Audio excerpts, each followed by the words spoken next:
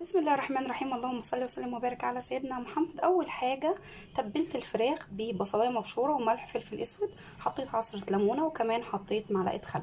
هسيبهم نص ساعه. قطعت البطاطس وحطيت معاها بصلايه مبشوره وملح وفلفل اسود وسبتها تتبل.